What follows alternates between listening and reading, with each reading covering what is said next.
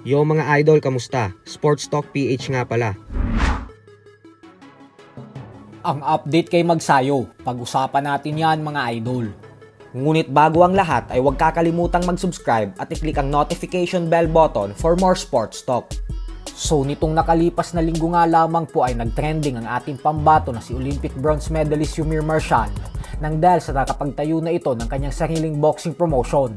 Kaya ibig sabihin po niyan ay opisyal na siyang isang promoter ngayon.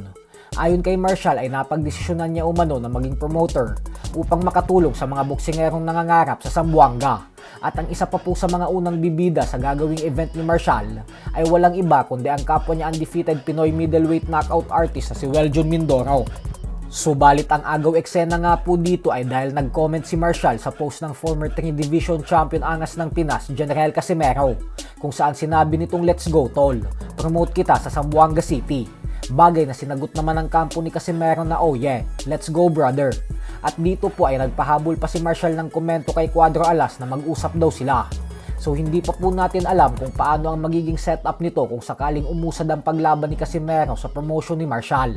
Dahil alam naman nating lahat na kasalukuyan pa siyang may aktibong kontrata sa ilalim ng Kameda Promotion sa Japan.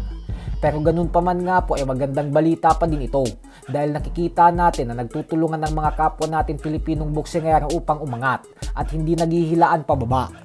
Sa kabilang banda naman mga idol ay madaming Pinoy boxing fans nga po ang nadismaya matapos sumabog ng balita kahapon na hindi na matutuloy ang WBC Final Title Eliminator fight sa pagitan ng former WBC Featherweight Champion Mark Magnifico Magsayo at WBC Super Featherweight No. 2 contender Michael Magnesi na siyang nakatakda sanang ganapin sa undercard ng Mario Barrios vs Ryan Garcia sa susunod na buwan sa Las Vegas, Nevada. Ito po ay nangdahil sa mas pinili ng TGB Promotions na ilagay ang laban ni Frank Martin kaysa sa laban ni Magsayo sa undercard. At ilang oras nga lamang po ang makalipas magmula nang sumabog ang balita na ito, ay agad pong nag-post si Magsayo sa kanyang official Facebook page at sinabing news coming soon at nasa training camp pa rin siya. Tinag niya din sa post na ito ang MP Promotions President na si Sean Gibbons. Bukod dyan ay nag-comment din ito nang hindi na daw siya makapag-antay. Kaya mukhang malaking pasabog po ang ilalabas ng kampo ni Magnifico patungkol sa kanyang laban.